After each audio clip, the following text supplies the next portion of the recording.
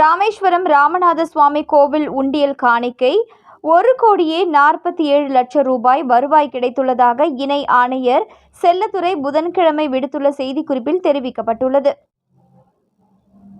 ராமநாதபுரம் மாவட்டம் ராமேஸ்வரம் ராமநாத சுவாமி கோவிலில் உண்டியல் காணிக்கை எண்ணும் பணி புதன்கிழமை காலையில் இணை ஆணையர் செல்லத்துரை தலைமையில் நடைபெற்றது.